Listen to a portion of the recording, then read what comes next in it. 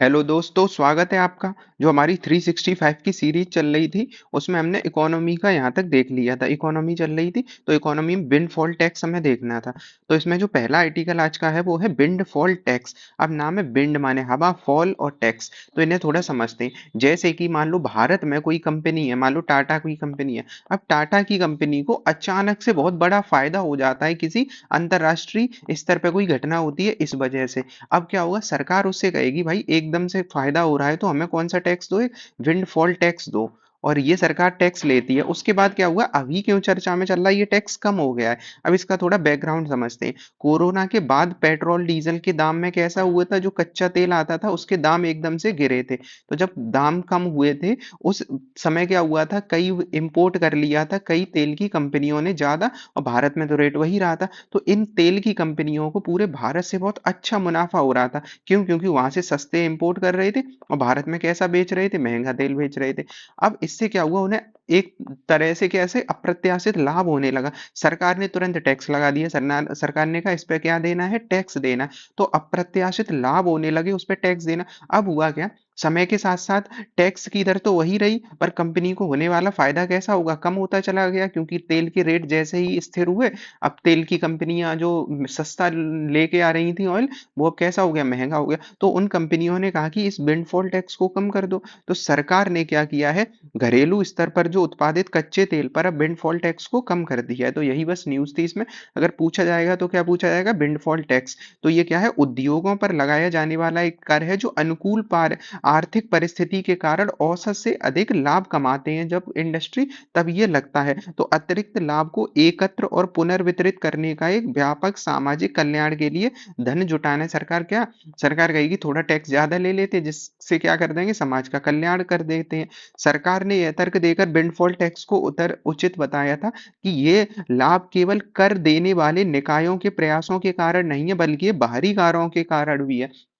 मतलब अगर टैक्स जो है, वो अगर कंपनी को जो फायदा हो रहा है वो अगर केवल भारतीयों से होता तो कोई बात ही नहीं थी। पर ये फायदा कहाँ से हो रहा है, इंटरनेशनल परिस्थिति है उसके कारण ये फायदा भारत में हो रहा है। तो इस वजह से लोगों का भला करना जरूरी है कि नहीं है। तो सरकार ने इस टैक्स को लगा दिया था। अब क्या हुआ है, टैक्स को कम कर दिया है। अगला आर्टिकल है डिजिटल पब्लिक इंफ्रास्ट्रक्चर को। तो आसानी है इसे समझना। डिजिटल मतलब क्या कर देना है, डिजिटल तकनीकी रूप से उन्नत कर देना है। तो डिजिटल और पब्लिक इंफ्रास्ट्रक्चर, जो पब्लिक जनता का इंफ्रास्ट्रक्चर होता है, वो इंफ्रास्ट्रक्चर जो कॉमन लोग यूज करते हैं, उसको बढ़ावा देना है। तो डीपीआई जो है, जो डीपीआई डिजिटल पब्लिक इंफ्रास्ट्रक्चर पर भारत के G20 टास्क फोर्स की रिपोर्ट जारी हुई है। तो G20 टास्क फोर्स है, उसने डीपीआई पे एक रिपोर्ट बताई है। और यह रिपोर्ट आर्थिक परिवर्तन, वित्तीय समावेशन और विकास के लिए डीपीआई पर भारत के G20 टास्क फोर्स ने जारी करी है। तो किसने की है ये जारी, आर्थिक परिवर्तन और वित्तीय समावेशन और विकास के लिए जो डीपीआई है, उसके G20 टास्क फोर्स बनता है। मतलब G20 की चूंकि हमने बैठक की थी, उसी टाइम एक टास्क फोर्स था, तो उनके द्वारा ये रिपोर्ट जारी करी गई है कि भारत में पब्लिक इंफ्रास्ट्रक्चर में क्या क्या चीजें हैं। तो रिपोर्ट में डीपीआई को परिभाषित किया गया है। इसमें वैश्विक स्तर पर डीपीआई को दिशा में आगे बढ़ने के लिए 3 हिस्सों में बताया गया है। क्या-क्या है ये? तो हमें पहली चीज़ क्या समझ में आई, डिजिटल पब्लिक इंफ्रास्ट्रक्चर। अब ये जो रिपोर्ट में बताई गई हैं चीज़ें, उन्हें देखते हैं। तो साझा डिजिटल सिस्टम का एक सेट। तो उन्होंने कहा वैश्विक स्तर पर क्या होना चाहिए, एक तो सुरक्षित और इंटरऑपरेबल होना चाहिए। मतलब जो डिजिटल इंफ्रास्ट्रक्चर होना चाहिए वो कैसा होना चाहिए, सुरक्षित होना चाहिए। अब आजकल तो हैक जैसी समस्याएं चल रही हैं, तो हैकिंग चल रही है, सिक्योरिटी की समस्या होती है, डाटा ब्रीचिंग होता है। तो ये सारी समस्याएं, तो सुरक्षित और इंटरऑपरेबल हो, आसान हो चलाना, सारी चीजें हैं।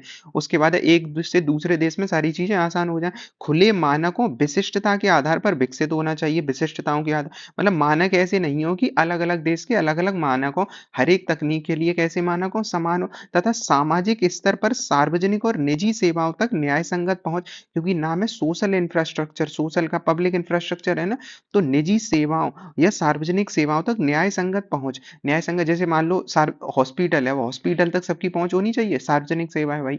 रोड है, रोड तक सबकी पहुंच होनी चाहिए। तो निजी हो चाहे सार्वजनिक सेवाओं तक सबकी पहुंच हो, सुनिश्चित करना है। ऐसे ही शिकायत करना, नवाचार, इनोवेशन इन सब में है।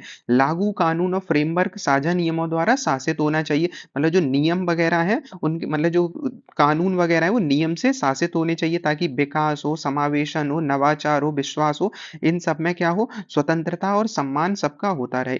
क्या नहीं है इसमें डीपीआई में? तो ऐसे उपाय जो डीपीआई के पूरक हैं, उदाहरण के लिए कनेक्टिविटी इंफ्रास्ट्रक्चर, जो मोबाइल अवसंरचना के माध्यम से व्यक्तियों को मोबाइल इंटरनेट तक पहुंच सुनिश्चित। अब मोबाइल के नेटवर्क लगाना या टावर लगाना, ये डीपीआई में थोड़ी ना आएगा। ये तो किसका काम है? ये जियो का काम है, ये एयरटेल का काम है। तो कंपनी अपने फायदे के लिए वो लगाएंगी। तो ये कनेक्टिविटी इंफ्रास्ट्रक्चर इसमें नहीं आ जाएगा कि डीपीआई में आ जाएगा। है पब्लिक इंफ्रास्ट्रक्चर ये, पर ये क्या है, कनेक्टिंग है, तो इसके लिए कंपनी है, तो ये इसमें नहीं शामिल होगा। दूसरा क्या है, ऐसी डिजिटल प्रक्रिया है जो निजी नवाचार को बढ़ावा नहीं देती। मतलब ऐसी चीजें जो सरकार को ही केवल जरूरी है, मतलब सरकार के लिए जरूरी है। अब मान लो सरकार ने अपना, ऐसा एग्जांपल ले सकते हैं, सरकार ने अपना वाईफाई लगाया, अब केवल सरकारी फायदा उठा रही, तो उससे जनता को क्या फायदा?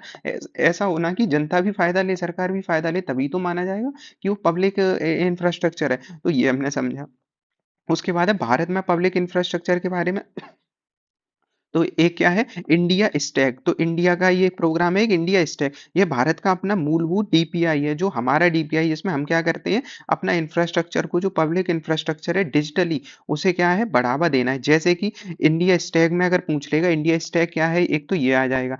उसके बाद है अगला आइडेंटिटी लेयर, जैसे आधार नंबर होता है, वो सारी चीजें ये डिजिटल इंफ्रास्ट्रक्चर ही तो है, कि डिजिटल है सारी चीजें, जैसे आधार कार्ड, पेमेंट यूपीआई है, डेटा गवर्नेंस डिजी लॉकर है, हम सारी चीजें अब डिजी लॉकर में सेव करके रख सकते हैं ना। तो ये सारी चीजें, तो ये क्या है, पब्लिक इंफ्रास्ट्रक्चर ही है। ये सब आता है इंडिया स्टैक के अंतर्गत। तो ये हमने समझा।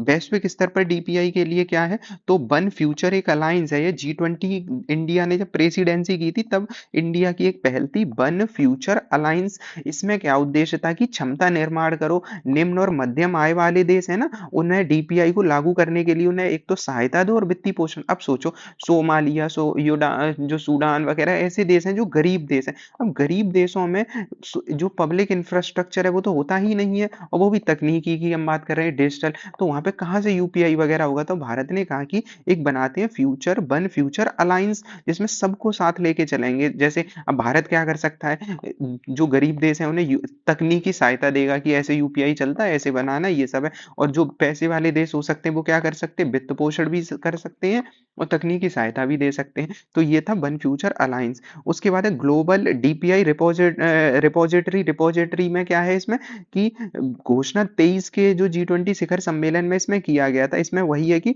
जो ग्लोबल साउथ के देश हैं, ग्लोबल साउथ के देश कौन से होते हैं? क्या ऐसे देश जो 0 डिग्री से नीचे होते हैं ग्लोबल साउथ? नहीं, ग्लोबल साउथ के देश कहीं भी हो सकते हैं। ये ऐसे देश होते हैं जो थर्ड देश कहलाते हैं। मतलब कौन से देश? जो गरीब होते हैं। तो गरीब देश, पिछड़े, जो विकासशील देश और अल्प विकसित देश हैं, वो आते हैं ग्लोबल साउथ के देशों में। तो उनके लिए तेजी लाना है, सोशल इम्पैक्ट फंड बनाना है। तो रिपोजिटरी में क्या होता है, एक फंड की घोषणा की गई थी कि इसके लिए एक फंड बना दो। फंड से क्या हो जाएगा कि सारे देश मिलकर इस पे रुपए डालेंगे और जो गरीब देश होंगे उन्हें सहायता दी जाएगी। तो ये भी इसमें किया गया रिपोजिटरी में। उसके बाद यूरोपीय संघ व्यापार और प्रौद्योगिकी परिषद। भारत और यूरोपीय संघ संघ अन्य देशों में डीपीआई विकास और इसके लिए क्या हुआ है, सहमत हुआ। मतलब यूरोपीय यूनियन और भारत ने कहा है कि हम क्या करेंगे, अन्य देशों में भी ये तकनीकी सहायता देंगे।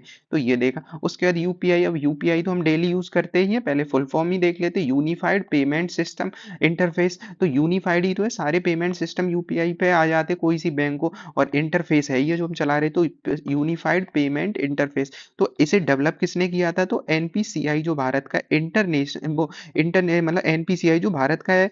उसके बाद है इंटरनेशनल पेमेंट लिमिटेड ने यूपीआई जैसे भुगतान प्रणाली विकसित करने के लिए। अब देखो, इंडिया का यूपीआई है, अगर न्यूज देखते हैं तो हम लोग देखते हैं कि जर्मनी के चांसलर आए, उन्होंने क्या किया है, भारत में यूपीआई से सब्जी खरीदी। ऐसे एग्जाम्पल देखते हैं, क्योंकि यूरोप जैसे देश जो इतने ज्यादा विकसित हैं, वहां पे भी आज भी यूपीआई जैसी तकनीक नहीं है, वहां पे भी कैश लोग यूज कर रहे हैं।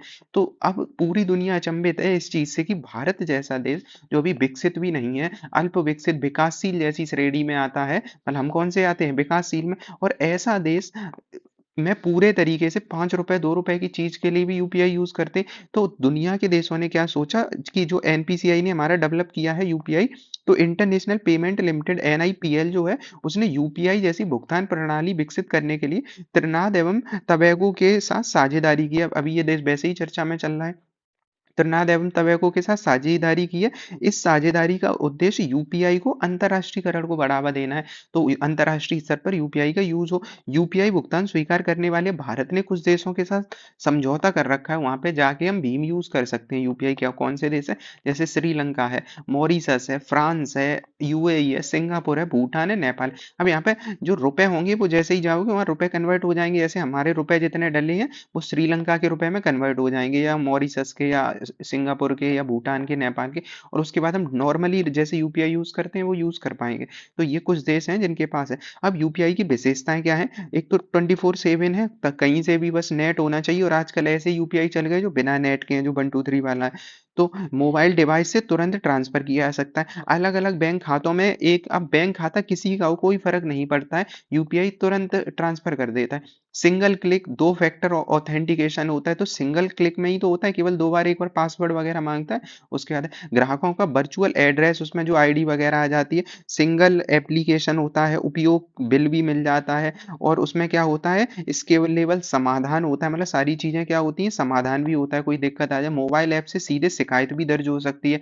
जैसे रुपए वगैरह नहीं पहुंचते कभी कभार, तो ऐसा नहीं बैंक में जाना पड़ेगा, सीधे उसी पे एप्लीकेशन दे सकते हैं। मतलब वहां पे रिपोर्ट करने के लिए नीचे ऑप्शन आ जाता है। तो ये सारी सुविधाएं हैं यूपीआई की, जो हम डेली यूज ही करते हैं इसे। तो अब यूपीआई के बारे में देखते हैं। नाम देखा हमने, यूनिफाइड पेमेंट इंटरफेस। शुरुआत हुई थी 2016 में। यूपीआई तत्काल रियल टाइम भुगतान करता है, क्योंकि एकदम से ही तो रुपए पहुंचता है, चाहे 1 रुपए हो। इसे भारतीय, जो अभी देखा था हमने, एनपीसीआई ने डेवलप किया। एनपीसीआई क्या है? भारतीय राष्ट्रीय भुगतान निगम है। तो भारतीय राष्ट्रीय भुगतान निगम है एनपीसीआई, आरबीआई और जो भारतीय बैंक संघ है की एक पहल है। अब भारत में कुछ भी बैंकिंग सेक्टर में होता है वो आरबीआई के अंतर्गत आता है। और चूंकि बैंक संघ भी है बैंकों का एक, तो भारतीय बैंक संघ की एक पहल थी। इसे एनपी इसे क्या है, भुगतान और निपटान प्रणाली अधिनियम 2007 के प्रावधानों के तहत स्थापित किया गया था। तो स्थापित हुआ कब था? 2016 में। अधिनियम कौन सा था जिसके तहत स्थापित हुआ था? वो 2016 का अधिनियम था, 2007 का। तो 16 में स्थापित हुआ, 7 के अधिनियम के तहत है। किसने किया? आरबीआई और जो इंडियन बैंक एसोसिएशन है उन्होंने किया था। खुदरा भुगतान का मतलब जो हम लोकल रूप से यूज करते हैं। यूपीआई सहभागी बैंकों को एक मोबाइल एप्लीकेशन, ये देख ही लिया है हमने। तुरंत भुगतान हो जाता है इसमें। और 1 लाख से बढ़ाकर अब तो ये कर दिया यूपीआई में 5 लाख तक का ट्रांसफर हो सकता है। यूपीआई के वेरिएंट अब एक अभी ये चला गया है, यूपीआई 123 पे। फोन यूजर को यूपीआई का उपयोग में सक्षम बनाने के लिए 2022 में इसे शुरू किया गया था। इसमें 22 भाषाएं भी होती हैं। तो इसमें कैसे हो जाएगा? 123 वाले में बिना नेट के भी नॉर्मल जो सादा फोन होते हैं उनसे यूज हो सकता है। तो इसमें क्या होगा? प्रौद्योगिकी विकल्पों में आईवीआर नंबर, ऐप कार्य क्षमता, मिस्ड कॉल, प्रॉक्सिमिटी साउंड, मतलब कई तरीके से पेमेंट है। और इसमें 10,000 तक का पेमेंट हो सकता है। एक यूपीआई लाइट चलता है। लाइट में क्या होता है, केवल बार बार बैंक से सर्वर से नहीं होता। इसमें पिन दर्ज करो और सीधे रुपए थोड़ा कट जाएगा। पर ये 500 से अब कितना, 1000 है। केवल इसमें 1000 तक का ही ट्रांसफर हो सकता है। और कुछ में सीमा कर दी है 5000 तक की। तो ये है। उसके बाद देखा यूपीआई का अंतरराष्ट्रीयकरण हो रहा है। तो एनपीसीआई अभी देख ही लिया। उसने एनआईपीएल जो है, इंटरनेशनल पेमेंट लिमिटेड के साथ अभी समझौता किया है। तो स्थापित किया है 2020 में। उसके बाद है क्यूआर कोड, और इन सबसे क्या होता है, आजकल होने ही लगा है। तो ये जो मेन मेन पॉइंट थे वो हमने देख लिए हैं इसके। अगला है प्रोजेक्ट नेक्सस। प्रोजेक्ट नेक्सस क्यों चल रहा है? आरबीआई ने से जुड़ गया है, प्रोजेक्ट नेक्सस में शामिल हुआ है। अब है क्या, दुनिया भर के जो स्पेशल बैंक है, स्पेशल का मतलब बड़े बड़े बैंक हैं, जैसे अपना आरबीआई है और देशों के, ये लोगों ने एक प्रोजेक्ट नेक्सस बनाया। इसमें क्या है, अंतरराष्ट्रीय पेमेंट वगैरह जब होते हैं तो तत्काल रियल टाइम पेमेंट की सुविधा में कोई अड़चन ना आए, अच्छी तकनीक हो जाए, बस वही चीज है ट्रांसफर वगैरह के। तो प्रोजेक्ट नेक्सस एक बहुपक्षीय अंतरराष्ट्रीय पहल है। बहुपक्षीय अंतरराष्ट्रीय पहल है।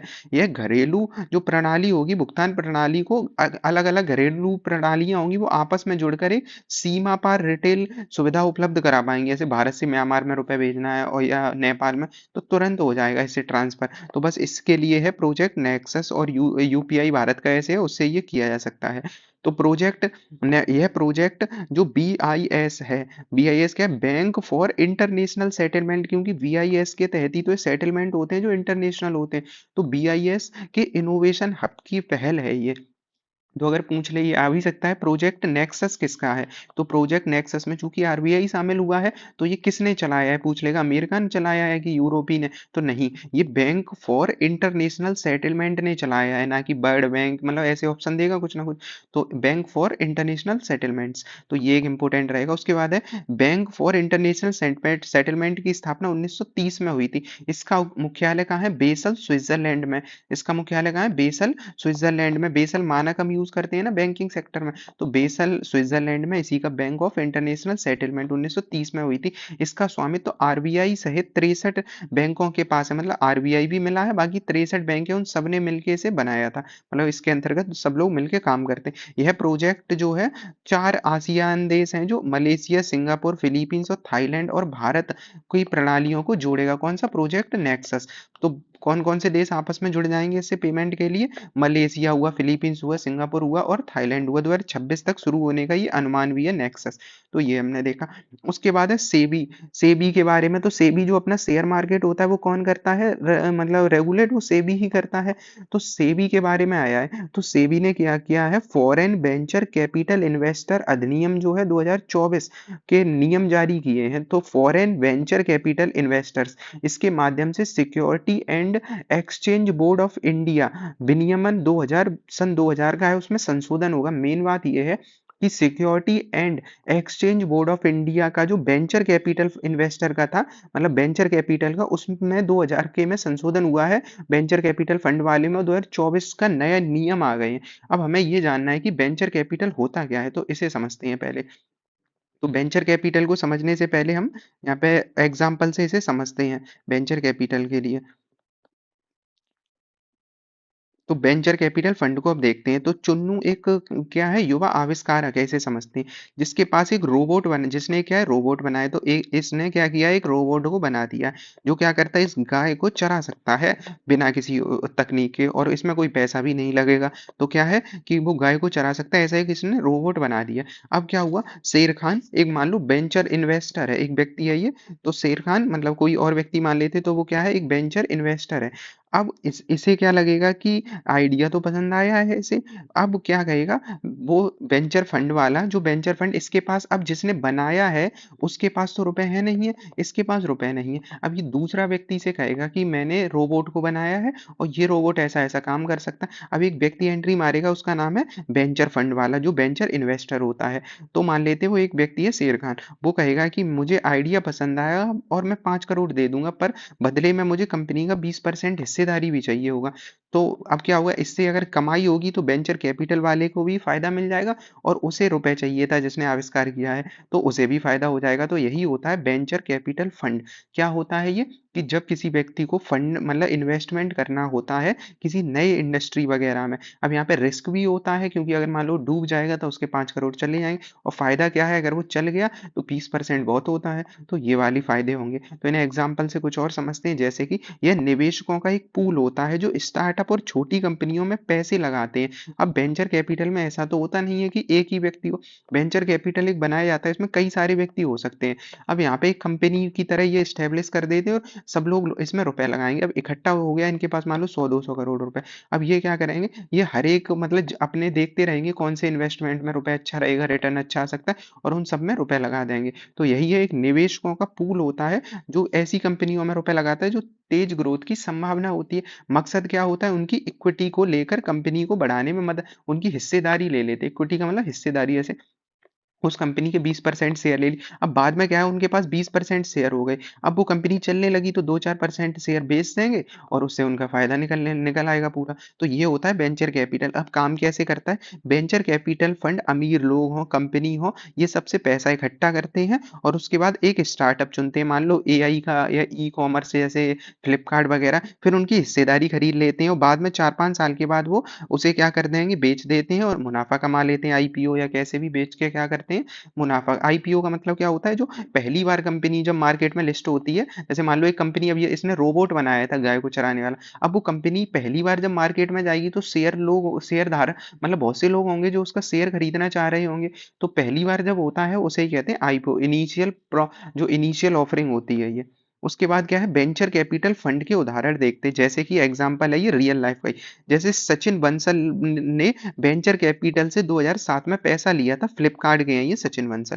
हुआ क्या, फ्लिपकार्ट उस समय उनने लिया था थोड़ा रुपए, फ्लिपकार्ट की वैल्यूएशन 37 बिलियन है अब की डेट में, 37 बिलियन। अब सोचो जिन लोगों ने रुपए लगाया होगा उनकी तो एकदम मौज आ गई होगी। वैसे ही ओला का देखते हैं, जो भावेश अग्रवाल है उनने क्या किया था, 15 करोड़ जुटाए थे ऐसे ही ओला के लिए। अब ओला का टर्नओवर 15 करोड़ जुटाए थे, अब हजारों करोड़ में चल रहा है। तो इन वेंचर कैपिटल फंड ने जिनने लगाए होंगे उनको क्या हो गया, बहुत फायदा हो गया। तो यही होता है वेंचर कैपिटल फंड के फायदे क्या है, तो बड़ा फंड मिल जाता है, मेंटरशिप भी मिल जाती है। वेंचर कैपिटल जो एक्सपर्ट होते हैं उनके पास बहुत सारी प्लानिंग होती है, तो वो ऐसी एक छोटी कंपनी को मेंटर भी तो कर सकते हैं, उन्हें समझा देंगे ऐसा ऐसा करो, क्योंकि उन्हें भी फायदा होगा, सबको फायदा हो जाएगा।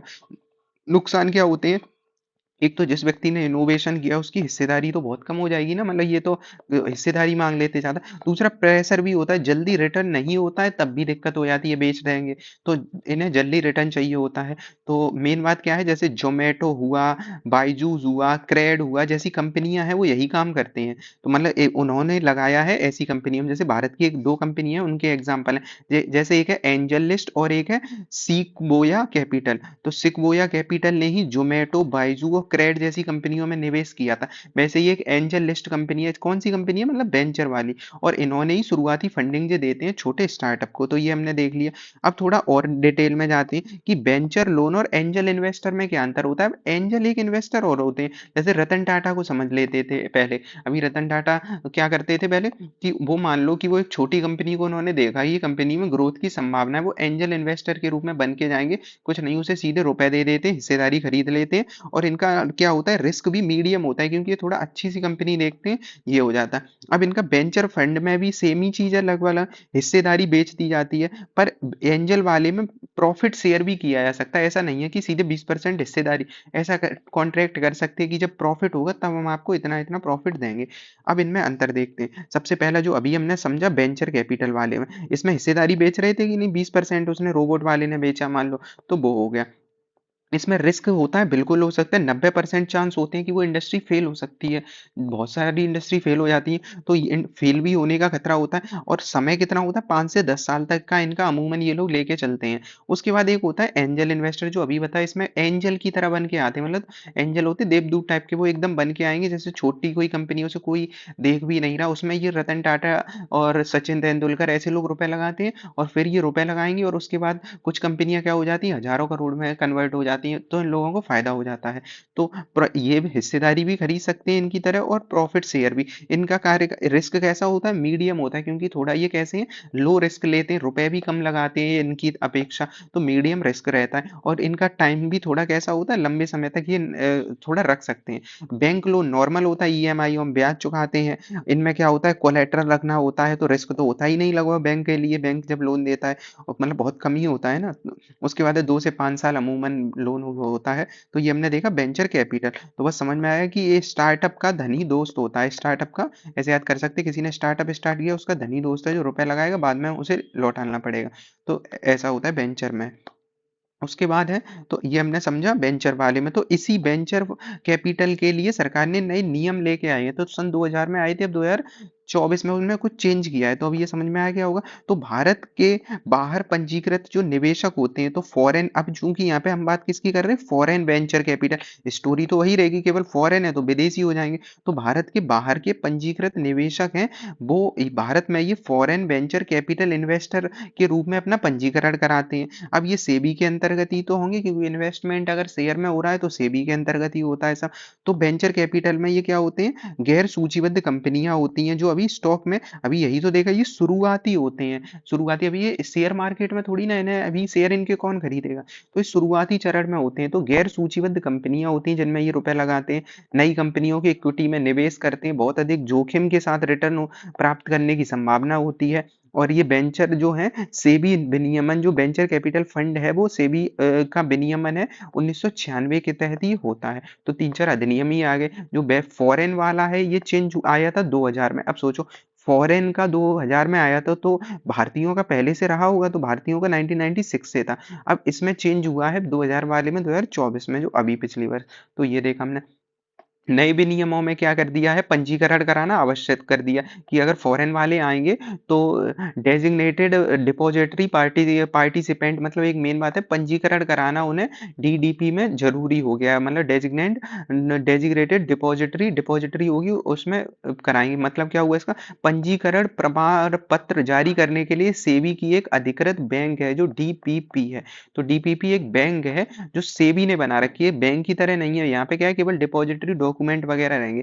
मानदंड बाकी जो होते हैं ये नॉर्मल है कि विदेशी निवेश विदेशी कंपनी हो सकती है, पेंशन फंड मौजूद संस्थाएं हो सकती हैं, निवासी भारतीय एनआरआई ओसीआई जो ओवरसीज सिटीजन ऑफ इंडिया है, ये सारे इसमें शामिल हो सकते हैं। अब थोड़ा सेबी का बैकग्राउंड देख लेते हैं। तो सेबी का हेडक्वार्टर कहाँ होता है, मुंबई में। अब शेयर मार्केट ही मुंबई से ही चल रहा है, तो सेबी का मुख्यालय कहाँ है, मुंबई में। पहली चीज, सेबी कब बना था, तो सेबी बना था 1992 में। मतलब संकल्प अधिनियम तो 1988 में आ गया था, 1992 में बना था। वैसे याद कैसे कर सकते हैं, एलपीजी रिफॉर्म आए थे ना भारत में, LPG reform, liberalize privatization globalization. अब एलपीजी रिफॉर्म आने के बाद ही तो ये शेयर वेयर मार्केट और विदेशी कंपनियां भारत में आएंगी। तो ये 1991 में जब एलपीजी रिफॉर्म आया तभी विदेशी कंपनियां भारत में आई। उसी के बाद क्या हुआ, सेबी की स्थापना हुई 1992 में। तो ये हमने देखा उद्देश्य क्या है, बाकी जो शेयर मार्केट उन सबकी रक्षा करना, मतलब उनमें सारी चीजें नियम जो बनते हैं शेयर मार्केट में सब सेबी ही देखती है, ताकि निवेशकों के हित भी रहे, अनुचित कोई यूज ना कर पाए चीजों को।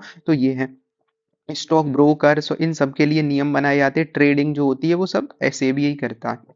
सेबी ने कुछ अभी पहले स्टार्ट की है, उन्हें देखते हैं। जैसे एक है स्कोर्स 2.0। इसका क्या मतलब हुआ है, सेबी शिकायत निवारण। इसमें क्या है, 31 दिन के भीतर समाधान करना होता है अगर सेबी में कोई शिकायत जाएगी तो कुछ नहीं है। स्कोर क्या है, स्कोर वाले में 2.0 में शिकायत करना है और 21 दिन के भीतर उसका समाधान करना। उसके बाद है इनसाइड ट्रेडिंग, रोकथाम कर दी इनसाइड ट्रेडिंग। अब इनसाइडर का मतलब है ना, इनसाइडर ट्रेडिंग, इनसाइडर में कुछ व्यक्ति ऐसे होते हैं जिन्हें पता होता है कि कंपनी में कि कैसे अब शेयर मतलब कंपनी का गिर सकता है, शेयर उठ सकता है। जैसे मान लो कोई न्यूज निकलने वाली हो और वो पहले से पता हो कि इस कंपनी के डाटा खराब आए हैं, और वो न्यूज उस व्यक्ति को पता हो, पहले ही शेयर बेच देगा। और अगले ही पल, अगले घंटे या अगले 1-2 दिन में वो शेयर जब आएगा तो पहले से उसके पास न्यूज थी, उसे करोड़ों का फायदा हो सकता है। तो इनसाइडर ट्रेडिंग जो होती है, तो इनमें क्या होता है, इनमें पहले से मतलब क्या है, पहले से क्या कर दिया है, कुछ नियम विनियमित कर दिए गए हैं। तो बहुत सीमित विकल्प उपलब्ध होंगे। तो ये सब है जो इनसाइडर ट्रेडिंग को रोकथाम के तहत इनसाइडर ट्रेडिंग को रोकने के लिए विकल्प दे दिए गए हैं। तो इसमें ये वाली चीज है। अगला देखें कि क्रेडिट डिफॉल्ट स्वैप का क्या है, सेबी ने कॉर्पोरेट बॉन्ड बाजार के अंतर्गत तरलता संबंधी सुधार के लिए म्यूचुअल फंड को क्रेडिट डिफॉल्ट स्वैप से खरीदने बेचने की अनुमति दे दी। स्वैप का मतलब क्या होता है, बदला। जैसे मान लो किसी ने बॉन्ड बेचा, उसके बदले उसे क्या मिलेगा, रुपए मिलेगा। तो बॉन्ड के बदले अगर किसी को रुपए मिला, ये क्या होगा, मनी स्वैप हो जाता है। मतलब स्वैप कर लिया, जैसे मनी स्वैप जैसे कहते हैं मुद्रा का, किसी के पास डॉलर है और किसी के पास रुपए है, बदल लिया।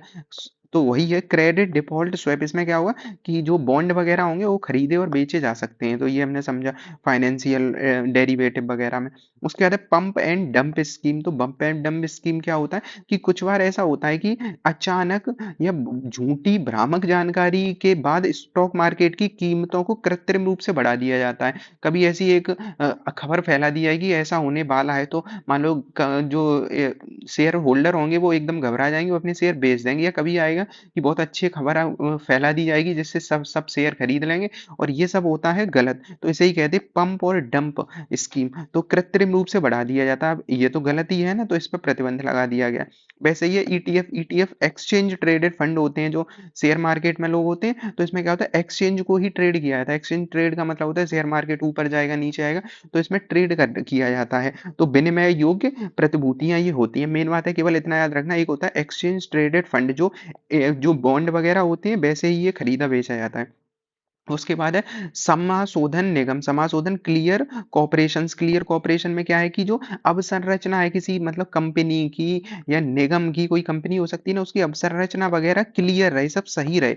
तो समाशोधन नियम है, सब शोधन शोधित रहे, एकदम साफ सुथरा रहे, तो बाजार अवसंरचना बढ़िया से बने। उसके बाद है फिन इन्फ्लुएंसर। अब सेबी ने इन पे बहुत रोक लगाई है, फिन इन्फ्लुएंसर। अब ये होते क्या है, जैसे कि मान लो किसी दिन धोनी ऐड कर रहा है हो या कोई व्यक्ति ऐड कर रहा हो, वो किसी एक शेयर की बात कर दें और वो शेयर कह दें कि ये शेयर खरीद लो। तो अगर सोचो कोई व्यक्ति अगर ऐसे शेयर को खरीद लेता है और वो किसी के कहने पे खरीद लेता है, तो क्या हो जाता है कि हो सकता है वो बाद में शेयर डूब जाए। तो कई बार ऐसा हुआ है, जो यूट्यूबर्स हैं, कुछ यूट्यूबर्स होते हैं, बड़े जो स्टार लोग होते हैं, वो तो इन चीजों का थोड़ा ध्यान रखते हैं, पर कुछ यूट्यूबर्स कभी कभी क्या कह देते हैं, किसी एक शेयर को उन्हें खरीदवाना होता है तो वो उसकी एक दो वीडियो बना देते हैं और सजेस्ट कर देते हैं, इससे लोग खरीद लेते हैं और बाद में होता है क्या, वो शेयर डूब जाता है। तो ऐसी कई बार घटनाएं मिली हैं फिन इन्फ्लुएंस। तो सेबी ने इन लोगों को किया है फाइने मतलब क्या है इसका, फिन के मतलब फाइनेंशियल इन्फ्लुएंसर, जो मतलब क्या हो, जैसे रील्स इन्फ्लुएंसर होते टिकटॉकर टाइप के, तो वैसे ही फाइनेंशियल इन्फ्लुएंसर मतलब लोग इन्हें सुनते हैं और इनकी वजह से शेयर लगाते हैं। तो फिन इन्फ्लुएंसर वह व्यक्ति होता है जो सोशल मीडिया पर शेयर ट्रेडिंग करता है। इसमें कई बार कुछ बॉलीवुड की भी अभी खबरें आई थी, कुछ लोगों ने क्या हुआ, शेयर को सजेस्ट किया था, मतलब धोनी का तो एग्जाम्पल था, वो तो गलत ही था, पर कुछ रियल में भी कुछ बॉलीवुड के एक्टर वगैरह कुछ लोगों ने कुछ शेयर को बता दिया था ट्रेडिंग के लिए, और उसके बाद वो कम बाद में डूब गए शेयर। ऐसे ही कई बार यूट्यूब पे कई लोगों ने बता दिए। तो ये फिन इन्फ्लुएंसर वाली होती है घटना। उसके बाद है सेटलमेंट चक्र। तो सेटलमेंट चक्र है, अब रुपए होता है जैसे बैंक में डला है, वो कितने दिन में सेटलमेंट होता है, सेटल हो जाता है। तो एक होता है T+1 मतलब एक दिन में, तो एक दिन में सेटलमेंट हो जाता है, उसे कहते हैं T+1। तो अब सेबी ने क्या किया है, स्टॉक मार्केट में T+0 के चक्र पे कर रहे हैं कि तुरंत का तुरंत सेटल हो जाए। अभी यह मौजूदा T+1 जो अभी चलता है, T+1 का मतलब एक दिन में होता है। तो सेटलमेंट चक्र वह अवधि होती है जिसके भीतर खरीदार और विक्रेता के बीच जो ट्रेड होता है पूरे होने में एक से मतलब किसी ने शेयर लिया, किसी ने बेचा, तो अगले दिन वो शेयर का पूरा ट्रेड हो पाता है, मतलब अगले दिन से सेटलमेंट हो पाता है, या कोई प्रतिभूति हो। तो ये सारी चीजें एक से दो एक दिन लग जाता है। इससे पहले 2 दिन हुआ करता था, फिर एक दिन कर दिया। अब एसबीआई चाह मतलब सेबी चाह रहा है कि एक ही दिन में हो जाए, उसी का उसी दिन। तो T+0 कुछ ऐसा नया नहीं है, टाइम टी से टाइम याद कर लेना। तो सेटलमेंट हो रहा है इसमें एक दिन में या 2 दिन में, तो बस यही है। अब कितना चाह रही है अभी सेबी का, T+1 चल करना है, बंद चल रहा है अभी। तो अब T+0 आ जाएगा तो सेटलमेंट उसी दिन रुपए पूरा आ जाएगा, जैसे जिस दिन बाजार बंद होगा उसी का उसी दिन हो जाएगा। अब सेटलमेंट चक्र की अवधि को कम करने के लिए प्रभाव वगैरह, तो तरलता प्रबंधन को बेहतर बनाना पड़ेगा, ट्रेडिंग के अवसरों में वृद्धि करनी पड़ेगी और वैश्विक प्रतिस्पर्धा, क्योंकि विश्व बाजार में ये चीजें चलती हैं कि उसी का उसी दिन हो जाता है। तो ये वाली चीज है। अगला है नेशनल। अब सेबी पढ़ लिया, तो सेबी रेगुलेट करता है स्टॉक एक्सचेंज को, तो वही है नेशनल स्टॉक एक्सचेंज, जहाँ पे हम पूरे शेयर खरीदते और बेचते हैं। तो सेबी ने एनएसई के अधिकृत शेयर पूंजी को 10 गुना बढ़ाकर 500 करोड़ रुपए देने की मंजूरी दी है। मतलब सेबी ने जो नेशनल स्टॉक एक्सचेंज की जो शेयर पूंजी है उसे 500 करोड़ रुपए करने की अनुमति दी। मतलब अब एनएसई जो है नेशनल स्टॉक एक्सचेंज अब बड़ा होता जा रहा है। बड़ा क्या मतलब है, अब ज्यादा रुपए जा रहा है, सेबी ने इसकी मंजूरी दे दी है। अब इसके बारे में देखें तो हमने देखा ही था, सेबी जब बना था उसी टाइम 92 में, नेशनल स्टॉक एक्सचेंज बना था 93 में, ये सेबी के एक्सचेंज के रूप में मान्यता प्राप्त हुई और 94 से इसने कार्य करना शुरू कर दिया था। इसमें क्या होता है, शेयर, बॉन्ड, डेरिवेटिव, ये सारी चीजें खरीदी और बेची जा सकती हैं। और एनएसई क्या है, भारत का सबसे बड़ा एक्सचेंज है। ऐसे एक मुंबई स्टॉक एक्सचेंज भी तो है, बीएसई पुराना है पूरा एशिया का सबसे, पर एनएसई क्या है, ये बड़ा है। तो ये होता है। अब इसमें ही काम करती है निफ्टी 50, मतलब निफ्टी की सबसे बड़ी जो 50 कंपनियां होती हैं उन्हें कहा जाता है, बड़ी कंपनियों को निफ्टी 50। तो ये होता है। अब इन्हें इनके ही शेयर ज्यादा खरीदे बेचे, और जो मार्केट तय होता है दिन का, वो उन्हीं 50 कंपनियों के दे होता है। मतलब ये इन कंपनियों में ज्यादातर कंपनी जो जिस दिशा में जा रही होंगी, शेयर मार्केट उसी दिशा में जा रहा होगा। तो ये है इसका। तो एनएसई इलेक्ट्रॉनिक और स्क्रीन आधार ट्रेडिंग शुरू करने वाला देश का पहला स्टॉक एक्सचेंज है। मतलब ये आजकल मोबाइल पे हो जाती है ना, तो वही सारी चीजें। एनएसई इंडेक्स ने भारत का पहला इलेक्ट्रिक वाहन इंडेक्स, जो इलेक्ट्रिक मतलब अब ईवी है, इलेक्ट्रिक वाहन है, उनके लिए भी एक इंडेक्स बन गया। मतलब उनके कंपनी जो होंगी इसमें लिस्टेड हो जाएंगी इलेक्ट्रिक व्हीकल वाली, और उनकी खरीद और बेच हो सकता है। तो इलेक्ट्रिक, इसका उद्देश्य क्या है, इलेक्ट्रिक व्हीकल इकोसिस्टम वाली जो कंपनी है उनके प्रदर्शन पर नजर रखना, कि कंपनी अच्छा कर रही है तो उनके शेयर ऊपर जाएंगे, बुरा करेंगे नीचे। तो अब अगर पूछ ले क्या एनएसई में इलेक्ट्रिक व्हीकल जो होते हैं ईवी उनके शेयर वगैरह का होने लगा है? तो बिल्कुल ये बात सही है। तो ये है। अगला है कोलोकेशन और प्रॉक्सिमिटी होस्टिंग। तो कोलोकेशन का मतलब क्या होता है? अब इसमें नेशनल स्टॉक एक्सचेंज जो पढ़ रहे हैं उसके खिलाफ जो शिकायत का निपटारा कर दिया गया है कोलोकेशन का। तो होता क्या है ये, या प्रॉक्सिमिटी होस्टिंग, तो इसे समझते हैं कोलोकेशन और प्रॉक्सिमिटी होस्टिंग को। तो इसमें क्या है, यह सुविधा ब्रोकर को स्टॉक एक्सचेंज के परिसर में अपने सर्वर स्थापित करने की अनुमति देती है। कोलोकेशन है, तो क्या है कोलोकेशन का, इनमें शिकायत पहले इन लोगों ने की थी। तो अब क्या हुआ, जैसे एनएसई जहां है, ऑफिस है जो एनएसई का, उसी ऑफिस में क्या हो जाएगा, वहीं ब्रोकर को एक्सचेंज के परिसर में अपना सर्वर स्थापित कर देगा। मतलब जैसे मान लो ग्रो ग्रो है, तो ग्रो हुआ, एंजल वन हुआ, ये सारे क्या करेंगे, ये अपना सर्वर वहीं स्थापित कर सकते हैं। इसके लिए इंफ्रास्ट्रक्चर बनाया जाएगा और बदले में इनसे जो ब्रोकर होंगे उनसे शुल्क लेगा कौन, सेबी और एनएसई। तो ये है। तो स्टॉक एक्सचेंज कोलोकेशन का मतलब लोकेशन आ रहा है ना, कोलोकेशन और प्रॉक्सिमिटी होस्टिंग। तो क्या होगा, जहां एनएसई काम कर रहा हो वहीं अपने सर्वर स्थापित कर देंगे।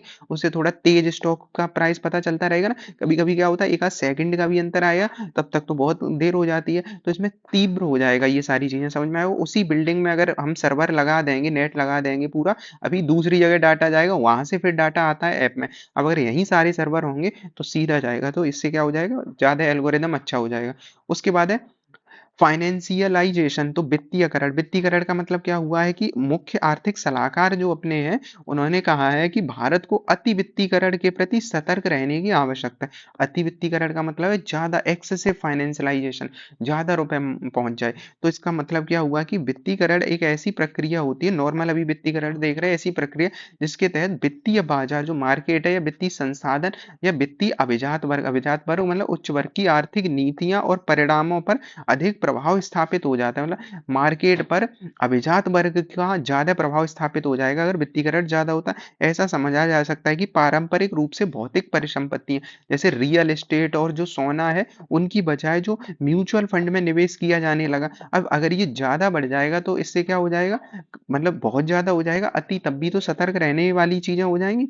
तो ये है, इससे असमानता में वृद्धि होगी। अब जो पैसे वाले लोग हैं वो तो ज्यादा रुपए कमा ही रहे हैं इससे, तो असमानता में वृद्धि। वित्तीय आय का एक बड़ा हिस्सा स्टॉक और इनमें जाता है, और सबसे अधिक इक्विटी स्वामित्व वाले धनी व्यक्तियों को मिलता है। मतलब अब होता क्या है, मान लो एक कंपनी है, कंपनी का शेयर आया, कि कंपनी का शेयर है, अब सबको पता है उस कंपनी के शेयर से फायदा होगा। पर कंपनी जब शेयर निकालेगी तो सबसे पहले ज्यादातर उन्हें मिलने की संभावना होती है ना, जो ज्यादा रुपए लगाते हैं। अब इससे क्या होगा, असमानता पैदा हो रही है कि नहीं। वही कह रहे हैं कि ज्यादा वित्तीयकरण मतलब ज्यादा जो अभिजात वर्ग है उस वही नीतियों को ज्यादा प्रभावित करेगा। तो अधिक इक्विटी उसे मिलेगी, धन वही ज्यादा कमाएगा। और ऐसे भारत में 1% लोग तभी कहा जाता है 40% रुपए रखते हैं। अगला है आर्थिक अर्थव्यवस्था की कार्यप्रणाली पर नकारात्मक प्रभाव होगा। ऐसा कारण क्या हो जाएगा कि अर्थव्यवस्था पे भी तो नकारात्मक प्रभाव पड़ सकता है। ऐसे लोग ज्यादा प्रभावशाली होंगे, वो अपने हिसाब से मार्केट को इधर उधर कर सकते हैं। तो ये चीजें, आम लोगों द्वारा ऋण लेने में वृद्धि, आजकल क्या हो जाएगा, फिर लोग ऋण लेंगे, जैसे इकोनॉमी अमेरिका की डूब डूब चुकी है।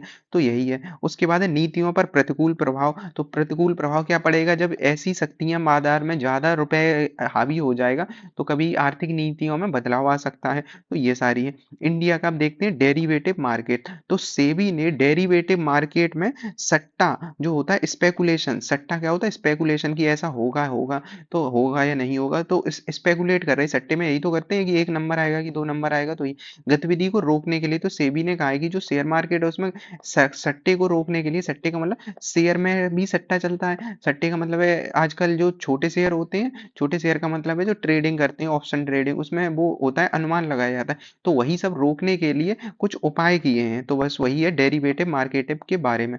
तो डेरिवेटिव ऐसे वित्तीय अनुबंध होते हैं जो दो या दो से अधिक पक्षों के बीच में किए जाते हैं। इनके इनके मूल्य की गणना अलग अलग डेरिवेटिव में शामिल की गई संपत्तियां यानी अंडरलाइंग एसेट्स के मूल्य में बदलाव पर आधारित होती हैं।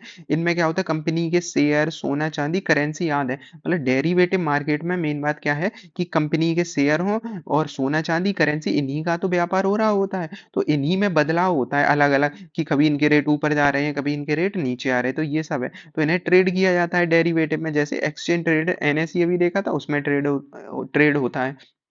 ऐसे ही है ओवर द काउंटर मार्केट, जहां प्रतिभूतियों का व्यापार एक ब्रोकर डीलर नेटवर्क के माध्यम से होता है। ओपन द काउंटर, तो काउंटर के माध्यम से का मतलब एक डीलर होगा वो करेगा प्रतिभूतियों का लेन देन। तो ये सब होता है, और ऐसी चीजों को सूचीबद्ध भी नहीं होना पड़ता है स्टॉक में, क्योंकि हम काउंटर पे जाके खरीद सकते हैं ना शेयर वगैरह, तो जरूरी नहीं है कि वो स्टॉक एक्सचेंज में सूचीबद्ध हो, ऐसा कहते हैं ओपन द काउंटर मार्केट को। तो ये देखा हमने। अब चार प्रकार के डेरिवेटिव होते हैं, एक फ्यूचर होते हैं जो फ्यूचर एंड ऑप्शन होते हैं। तो भारत में निर्धारित मूल्य की संपत्ति खरीदना या बेच मतलब भविष्य के निर्धारित मूल्य की। अब फ्यूचर है, फ्यूचर में ये अनुमान लगाया जाता है कि अगले एक दिन, दो दिन, 10 दिन, 50 दिन में शेयर कहाँ तक जा सकता है, मतलब रेट कहाँ तक जा सकती है, ये होते हैं फ्यूचर बाय द बाजार।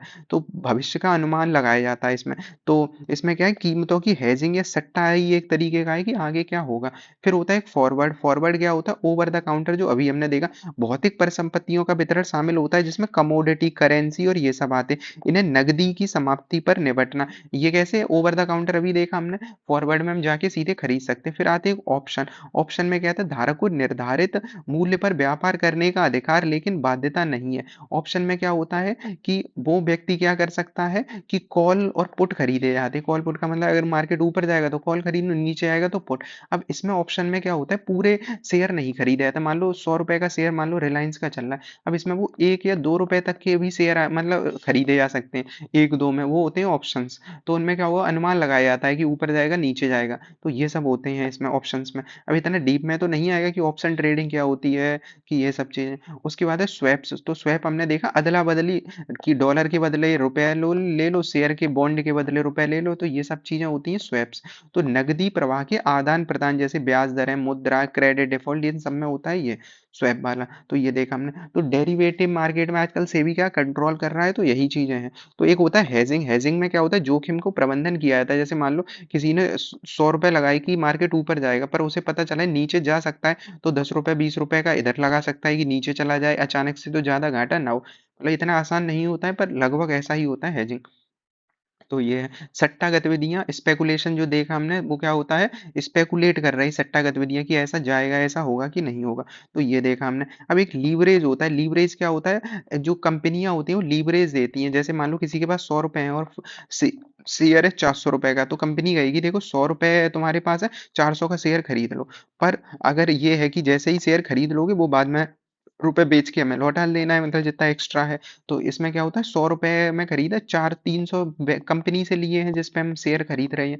मतलब कैसा होता है, जैसे मान लो ग्रो, ग्रो को तो जानते ही, ग्रो पे। अब ग्रो पे हमने शेयर खरीदा किसी का। अब शेयर में मान लो बैंक, हमारे बैंक में 100 रुपए है और शेयर था 500 रुपए का। अब 400 हमने किससे लिए हैं, उस ग्रो से ही लिए। अब ग्रो 400 देगा तो ब्याज भी तो लेगा, तो ग्रो को ब्याज मिलेगा। और इन्हें क्या मिल गया, जो व्यक्ति खरीदेगा, अगर उसे लगता है कि शेयर ऊपर जाएगा तो उसे तो ज्यादा फायदा होने वाला है। तो ये वाली चीजें होती, लीवरेज मिल जाता है, ये थोड़ा फायदा मिल जाता है। उसके बाद है पोजीशन, मतलब जो बेची और खरीदी चीजें आती हैं, वो हो गया। उसके बाद है जो भारत में डेरिवेटिव विनियमन होते हैं, वो 92 के अधिनियम के तहत ये होते हैं। तो ये सब चीजें हो गई। एक सिक्योरिटी रेगुलेशन एक्ट है 1956 का। उसके बाद प्रतिभूति और विनियमन बोर्ड, जो अजय सेबी वाला है, 92 के अधिनियम।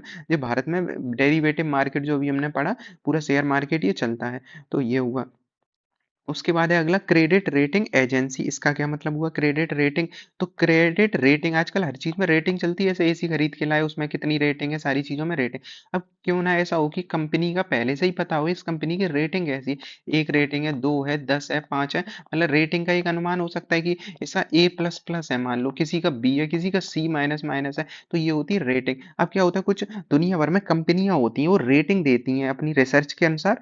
कभी कभी, हालांकि इसमें भी गलतियां होती, गलतियां का मतलब कभी कभी कंपनी क्या करती है, किसी कंपनी को अच्छा रेटिंग दे देती है, उससे उन्हें लाभ भी मिल जाता है। पर नॉर्मली इसका जो कॉन्सेप्ट है वो क्या होता है कि कुछ कंपनियां होती हैं, उनमें कुछ एक्सपर्ट लोग बैठे होते हैं, उनका यही काम होता है रेटिंग बनाना, कि कौन सी कंपनी अच्छा काम करेगी, कहीं आगे डूबेगी तो नहीं। और उन्हें उस हिसाब से देश को और उनकी कंपनी को क्या रेटिंग दे दी जाती है, A B C ऐसे करके। तो यही होता है क्रेडिंग रेटिंग एजेंसी। तो इसमें कई बार पूछा जा चुका है ये कि कौन कौन सी है, क्या है। तो केयर एज भारत की पहली क्रेडिट रेटिंग एजेंसी है। अब अपनी भारत की भी चर्चा में कौन सी चल रही है, ऐसी एजेंसी केयर एज। तो केयर एज ऐसी पहली क्रेडिट रेटिंग एजेंसी है जिसने सॉवरेन रेटिंग सहित वैश्विक स्तर की रेटिंग क्षेत्रों में प्रवेश किया, मतलब ये वैश्विक स्तर पर रेटिंग देगी, मतलब केवल भारत ही नहीं वैश्विक स्तर पर। तो केयरेज करके अगर पूछ लिया जाएगा तो क्या है केयरेज, ऐसा पूछा जा सकता है, तो क्रेडिट रेटिंग एजेंसी इंपोर्टेंट रहेगा, चूंकि पहली है ना भारत की तो और है। क्रेडिट रेटिंग जो होता है किसी व्यक्ति या संस्था की वित्तीय प्रतिबद्धताओं को पूरा करने की अब क्षमता को देखता है, वही चीज है कंपनी में क्षमता है कि नहीं है जो रुपए उसमें लग रहा है, तो यही चीजें सब बताता है, उसके आधार पर ये क्या क्रेडिट दिए जाते हैं इसे, और क्रेडिट ब्यूरो होता है वो इसके रिकॉर्डों को जांच करता है, तो ये देख लिया। अब सॉवरेन क्रेडिट रेटिंग के बारे में देखें, क्योंकि ये जो एज है केयर एज वाली, ये सॉवरेन रेटिंग ही तो दे रही है इस क्षेत्र में, तो इसकी देखते हैं। तो परिभाषा क्या है, रेटिंग दरअसल किसी क्षेत्र या संप्रभु संस्था, किसी देश हो सकता है या उस कोई संप्रभु संस्था हो सकती है, मतलब ऐसी संस्था जो किसी से जुड़ी ना हो, स्वतंत्र हो, ऐसी संस्थाओं के ऋण और उनकी ब्याज चुकाने के दायित्व को पूरा करने का आकलन करता है ये सॉवरेन। तो सॉवरेन व्यक्ति है ना अपना इंडिपेंडेंट टाइप का, जैसे कि पाकिस्तान की रेटिंग बेकार रहती है, क्यों रेटिंग बेकार रहती है, वहां पे उनकी जो संस्थाएं है वो ब्याज और चुकाने में और जो उनका दायित्व चुकाने में, मतलब कंपनी ग्रो करने की संभावनाएं कम रहती है, तो वहां पे कम उन्हें रेटिंग दी जाएगी। तो वही चीज है कंपनी में कितनी क्षमता है, जो उसके पास जा रहा है उसे मतलब रिटर्न मिल जाएगा अच्छा, तो यही देखा जाता है। आमतौर पर क्या देखते हैं, मुद्रास्फीति, सरकार की नीतियां, ऋण, सारी चीजें ये मापते हैं। अब रेटिंग कैसे दी जाती है, सबसे उच्चतम होती है ट्रिपल ए करके, ए, फिर सबसे निम्नतम होती है डी, उसके अनुसार ये दे दी जाती है अलग अलग। तो ये समझ में आया हमें, ए ट्रिपल ए करके सबसे अच्छा है, डी वाला सबसे बेकार रहती है। उसके बाद है जैसे मूडीज में अलग अलग सब में है, तो ये सब हमें नहीं जाननी है। मैं तो क्या होता है इससे एक अच्छा पारदर्शी चीज है कि अगर किसी कंपनी में रुपए लगा रहे हो उसकी रेटिंग देख लो ना कैसी है, या किसी देश में रुपए लगा रहे हो तो वहां की चीज है। तो अमेरिका की जो सबसे बड़ी कंपनी है वो है एस एंड पी, मूडीज और फिंच। तो फिच जो है, एस एंड पी, मूडीज और फिच, ये तीन अमेरिका की सबसे बड़ी कंपनियां हैं। भारत में क्रेडिट रेटिंग एजेंसी, तो भारत में जो सेबी द्वारा विनियमित होती है, क्योंकि अपने यहाँ सेबी ही तो कंट्रोल करता है, तो सेबी द्वारा ये विनियमित होंगी जो क्रेडिट रेटिंग एजेंसी। भारत में 7 क्रेडिट रेटिंग एजेंसी। अब अभी हमने जो देखा केयरेज, वो इंटरनेशनल स्तर पे जा रहे हैं, भारत के अंतर्गत हैं जो 7 काम करती हैं। क्रिशिल, केयर, आईसीआरए, ये इनमें से पेपर में एक बार पूछा जा चुका है यूपीएससी में। तो क्रिशिल, केयर, आईसीआरए है, ये क्रेडिट रेटिंग एजेंसी हैं जो बड़ी भारत की हैं। उसके बाद और भी हैं जैसे इन्फॉर्मेक्स करके है, ये वाली 3-4। तो ये है, तो क्रेडिट रेटिंग एजेंसियों के कुछ पहलुओं को विनियमित आरबीआई तो करेगा ही करेगा, और आईआईडी और जो एफपीई पीएफआई है ये भी कुछ नियमित करते हैं। वैसे किसके अंतर्गत है, सेबी मेनली। अब सेबी होगा, अब रुपए से संबंधित है, थोड़ा बहुत तो आरबीआई कर ही सकता है। तो ये वाली चीजें हैं। अब सेबी का जो विनियमन होता है इन क्रेडिट रेटिंग एजेंसी पे, वो कब से हुआ है, 1991 में, मतलब शेयर मार्केट के 5-6 साल बाद हुआ है क्रेडिट रेटिंग एजेंसी। तो 1999 के तहत सेबी कंट्रोल करता है, उनकी परिभाषा भी दे दी गई है यहाँ पे। अगला है इनविट्स करके, इनविट्स क्या है इसे देखते हैं, इंफ्रास्ट्रक्चर इन्वेस्टमेंट ट्रस्ट जो है, इसे देखते हैं इनविट्स क्या है। तो इनविट्स को एग्जांपल से समझते हैं। रमेश एक रिटायर्ड टीचर है, वह चाहता है कि उसे बचत का मासिक मिले, मतलब वो उसके पास मान लो 1 लाख रुपए, वो चाहता है महीने पे 2-4 हजार आते रहे, तो वही चीज है। तो रिटायर्ड टीचर है, उसके पास बचत का मासिक इनकम हो, वो यह चाहता है कि महीने पे आ जाए करे बैंक में। फिक्स्ड डिपॉजिट से कम ब्याज मिल रहा है, अब एफडी में वो क्यों नहीं डालने चाह रही है टीचर, क्योंकि फिक्स्ड डिपॉजिट में मान लो कम रिटर्न मिल रहा है, तो ये चाह रहे थोड़ा ज्यादा मिल जाए रिटर्न और महीने पे आता रहे। अब क्या करेगा, इनका बेटा कहता है कि इनविट्स में शेयर करो। अब ये कहेंगे इनविट्स क्या है, तो इनविट्स अब जो होते हैं एफडी वगैरह में तो बैंक के पास रुपए जमा कर दिया है, इनविट्स होते हैं ऐसे ट्रस्ट होते हैं। ट्रस्ट का मतलब क्या हुआ, एक ऐसी कंपनी होगी जो क्या करेगी, सड़क, पावर प्लांट, इंफ्रास्ट्रक्चर में पैसा लगाएगी, मतलब जैसे कहीं मॉल बनना है, कहीं हाईवे बनना है, उसमें रुपए लगाएंगे ये। अब होगा कैसे, अब इनके 5-10 हजार से तो मॉल बन नहीं जाएगा कि ना रोड बन जाएगा, तो होगा क्या, अब ये चूंकि जो कंपनी होगी, ट्रस्ट होगी, वो ऐसे लाखों लोगों से रुपए ले रही होगी, फिर सबका रुपए इनमें लगाई जाएगी, सड़क, पावर प्लांट, इंफ्रास्ट्रक्चर में। अब उससे जो रिटर्न मिलेगा, तो क्या होगा, हर महीने का रिटर्न इन्हें मिलता रहेगा, कि जैसे 10 लाख लगा, 8 हजार का महीने का आता रहा, मान लो एग्जाम्पल के रूप में। तो यही होता है इनविट्स। तो इनविट्स का मतलब क्या है, कि इंफ्रास्ट्रक्चर ट्रस्ट होता है जो हाईवे, सोलर प्लांट, टोल, इन सब में रुपए लगाता है। तो ये समझ में आ क्या हुआ। अब क्योंकि जब भी रुपए की बात आएगी तो सेबी करेगा, क्योंकि है तो ये शेयर मार्केट टाइप का ही ना, तो सेबी ने रेगुलेट करता है। अब नॉर्मल अच्छी चीज क्या होती है, इनमें छोटे निवेशक भी रुपए लगा सकते हैं, मतलब कम रुपए लगाया जा सकता है, शेयर टाइप ही तो खरीदना है बस। शेयर से ये कैसे अलग होते हैं, असल में इंफ्रास्ट्रक्चर में रुपए लगा रहे हैं, और वहां के किराए से, अब जैसे रोड बनवा दी तो रोड पे टोल टैक्स लग जाएगा, अब टोल टैक्स से 100 रुपए आए, अब 100 रुपए में से 100 लोग हैं, 1-1 रुपए सबको महीने पे बढ़ जाया करेगा, तो ये डेली वाला हो जाता है इसमें।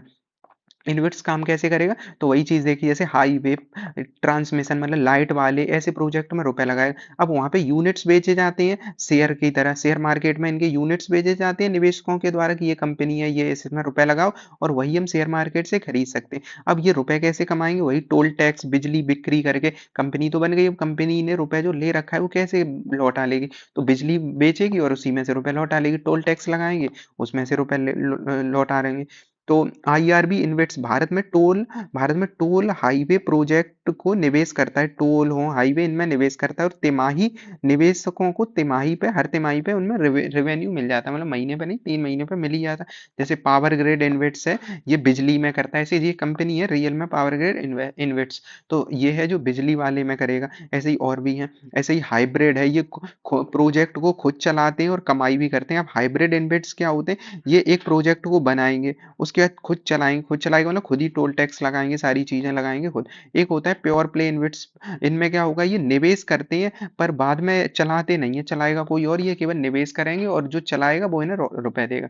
तो अलग अलग तरीके के इन्वेस्ट होते हैं, इससे रेगुलर इनकम होगी है, टैक्स बेनिफिट होते हैं, लॉन्ग टर्म ग्रोथ हो सकती है, सब फायदे। रिस्क क्या है कि अगर मान लो हाईवे पर ट्रैफिक नहीं आए तो कमाई नहीं, तो इन्हें घाटा हो जाएगा।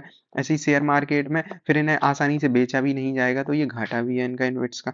तो इन्वेट्स और म्यूचुअल फंड में अंतर क्या है ये देख लेते हैं। तो इन्वेट्स इंफ्रास्ट्रक्चर में लगाता है जबकि म्यूचुअल फंड शेयर बॉन्ड में लगाता है। म्यूचुअल फंड में भी तो ऐसा ही होता है कि एसआईपी वगैरह ये जमा करते रहो और वो कहीं पे इन्वेस्ट करते, पर वो इन्वेस्टमेंट शेयर में कर रहे हैं, बॉन्ड में कर रहे हैं, गोल्ड में कर रहे हैं, जबकि इन्वेट्स वाले इंफ्रास्ट्रक्चर में कर रहे होते हैं, मतलब बिजली, हाईवे, रोड इन वाले में। तो ये इनका रेगुलर होता है, इनका लॉन्ग टर्म होता है। म्यूचुअल फंड है 5 साल, 2 साल, 4 साल ऐसे ही तो बताते हैं। इनका रिस्क कैसा होता है? मार्केट रिस्क होता है म्यूचुअल फंड का, मार्केट अच्छा तो म्यूचुअल फंड। इनका मीडियम होता है क्योंकि प्रोजेक्ट जो अगर देख के लगाओगे तो थोड़ा थोड़ा इनकम होती रहेगी। इन्वेट्स कैसे खरीदें? तो अगर किसी को खरीदना हो तो डीमैट अकाउंट खोल के नॉर्मल जैसे शेयर खरीदते हैं वहीं पे सर्च मार लो कि जैसे ये कुछ सर्च वाले हैं पावर ग्रिड और ये कोई खरीद सकता है। तो मशहूर इन्वेट्स जो भारत के हैं ये कुछ मशहूर इन्वेट्स हैं, पेपर में तो नहीं आएगा ये कि कौन से मशहूर हैं कौन से नहीं है। तो ये हमने देखा आज का इन्वेट्स वाला टॉपिक। तो इसमें देख लेते हैं अब सेबी ने इनके लिए भी नियम बनाए। तो नए नियम क्या है? स्पॉन्सर्स को प्राइवेट प्लेसमेंट वाले इन्वेट्स द्वारा सबऑर्डिनेट यूनिट्स जारी करने की अनुमति देता है। मतलब ये कह रहे हैं कि यूनिट्स कुछ जारी कर सकते हैं सबऑर्डिनेट वाले, ये अनुमति केवल अवसंरचना परियोजना के लिए। तो अभी अब हमें पता ही चल गया, इन्वेट्स अवसंरचना में ही तो लगाता है रुपए, इंफ्रास्ट्रक्चर में, और ये अपने यूनिट ही तो बेचते हैं कि इतना रुपए लगा लो उतना यूनिट ले लो। तो वही सारी चीजें जो हमने देख ली। इससे फायदा क्या हो जाएगा अब कि किसी परिसंपत्ति में स्पॉन्सर मिल जाएंगे, खरीदार हो जाएंगे, इससे वैल्यूएशन में अंतर आ जाएगा, सारी चीजें सही। इन्वेट्स का बाकी हम सब देख ही चुके हैं। और इन्वेट्स जो होता है, जो स्पॉन्सर होते हैं वो सरफेसी एक्ट के तहत ये सब दर्ज होता है मामला। तो सरफेसी एक्ट के याद हमने पढ़ चुके हैं 2002 का। तो इन्वेट्स भी देख लिया और सरफेसी एक्ट के तहत होते हैं, टोल, रोड, बिजली, ये सारी चीजें हमने देख ली हैं। तो ये हो गया। तो अब यहाँ तक रखते हैं, अगले वीडियो से यहाँ से करेंगे हम।